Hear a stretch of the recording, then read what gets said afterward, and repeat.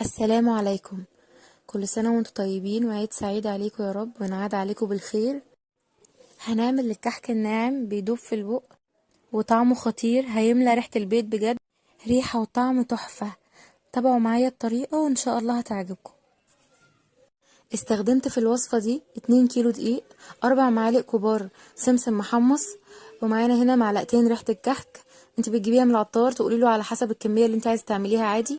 معلقة صغيرة ملح، واربع معالق كبار سكر، ومعلقتين كبار خميرة، 3 معالق صغيرين بيكنج باودر. وهنحتاج هنا كيلو سمنة، كل كيلو دقيق بياخد نص كيلو سمنة، وكوبايتين الا ربع لبن لازم يكون دافي. كل دقيق بيختلف عن التاني، يعني ممكن تحتاجوا كمية لبن اكتر او اقل، انتوا هتشوفوا وهتعرفوا. هبدأ هنا اخلط كل المكونات الجافة مع بعض. هحط مع الدقيق البيكنج باودر والملح والسكر. السكر هنا انا طحناه عشان ما يبقاش حبيبات يعني، وحطيت ريحة الكحك والسمسم المحمص. وهنخلط بقى المكونات دي كلها مع بعض كويس جدا. لازم نخلطهم مع بعض كويس قبل ما نحط السمنة عليهم. هنبدأ بقى ننزل بالسمنة، السمنة مقدوحة كويس جدا، وهنحطها على الدقيقة، هننزل بيها على مرتين كده، وهنبدأ نقلب شوية شوية. اهم حاجة خلي بالكم من الخطوة دي كويس، لان السمنة دي سخنة جدا، فمحدش يحط ايده فيها. بس دلوقتي احنا دلوقتي بنقلب بالسباتيلا لحد ما السمنة تبرد شوية. في المرحلة دي بعد ما السمنة بردت شوية، هنبدأ بقى نبس الدقيق كويس قوي.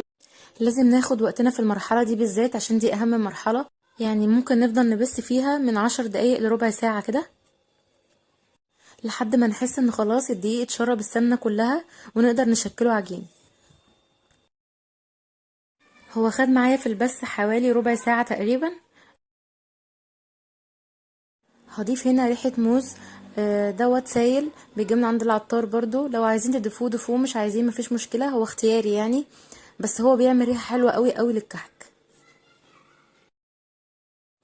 في المرحلة دي هنشوف العجينة كده تمام ولا لأ. هنبدأ نعملها كور كده ونشكلها، لأنها بتتشكل يبقى كده تمام. دلوقتي بقى هنحط الخميرة. دول معلقتين كبار خميرة، انا مدوباهم في 3 معالق كبار لبن، سواء هنحط مية او لبن بيكون دافي. الخميرة دي انا مدوباها لما كنت ببس الدقيق، قعدت تقريبا حوالي ربع ساعة برضو، وبعدين نزلنا بيها على الدقيق. دلوقتي انا هخلط الخميرة مع الدقيق، مش عايزين نعجن، يا دوب بس هنخلي المكونات تمتزج مع بعضها. هبدأ هنا انزل باللبن الدافي شوية بشوية، وهنشوف مع بعض العجينة على حسب ما الدقيق هيحتاج لبن قد ايه. دلوقتي هنلم بقى المكونات مع بعض، نحاول بس ما نعجنش كتير، احنا عايزين بس نلم العجينة.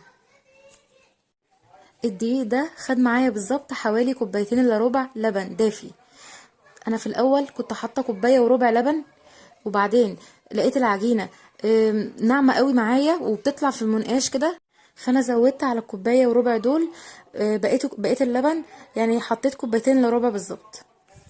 بعد ما خلصنا العجينه هنغطيها كويس، وبعدين هنبدا نعمل الحشو بقى. انا معايا هنا كيلو الا ربع ملبن، بس انا ما استخدمتوش كله طبعا، انا استخدمت تقريبا نص كيلو او اقل كمان، يعني هنحتاج لمقدار الاتنين كيلو دقيق هنحتاج اقل من نص كيلو ملبن. طيب انا دلوقتي طحنه مكسرات وحطها عليها، وحطيت عليها معلقتين سمنه كبار، وقلبتهم مع بعض كويس عشان بس ما يلزقش في ايدينا. وهنبدا بقى نكورها قبل ما نعمل الكحك، عشان نجهز كل حاجه جنبنا، كل حاجه تبقى جاهزه، وبعدين بقى هنبدا نعمل الكحك. انا طبعا حشيته ملبن، بس انا ما صورتش الخطوه دي. دلوقتي انا بس بوريكم الرسمه اللي انا بعملها بالمنقاش. انا بعمل كده داير ما يدور، بعمل بالمنقاش حوالين الكحكه داير ما يدور، وبعدين بعمل في النص مربع، زي مربع كده، وفي النص بقى بعمل خطوط.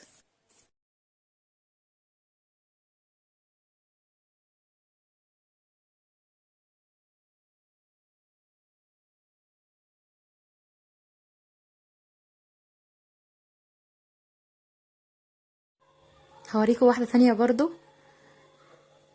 انا بعمل بالمنقاش بالطول حوالين الكحكه دايره كده على شكل دايره.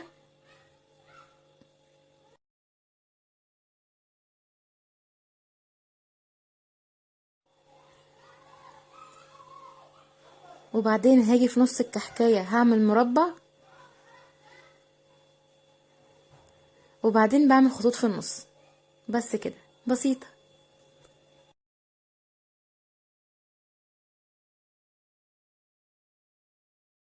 وده شكل الصينية بعد ما خلصت. هنسيبها ترتاح بس 5 دقايق على ما نسخن الفرن. هنسخنه كويس قوي قبل ما نحط الصينية فيه، وهندخل الصينية في الفرن. هنسيبها حوالي من ربع ساعة لنص ساعة على نار اقل من الوسط، حاجة بسيطة يعني، ما تبقاش برضو عالية عشان الكحكة ما يتحرقش معانا. لو الكحكة ما خدش لون من فوق هنفتح الشواية برضو وهنوطيها اقل حاجة خالص عشان ياخد بس لون من فوق، ومش هنسيبه تحت الشواية كتير عشان ما ينشفش وما يتحرقش معانا. بجد طعمه خطير، جربوا الطريقة دي وهتعجبكم، وقولولي رأيكم فيها ايه. بجد طعمها خطير وبتدوب في البق جدا. اهم حاجة عشان تحافظوا على الكحك ويقعد معاكم اطول فترة ممكنة من غير ما ينشف، غطوه كويس قوي او حطوه في علب محكمة الغلق.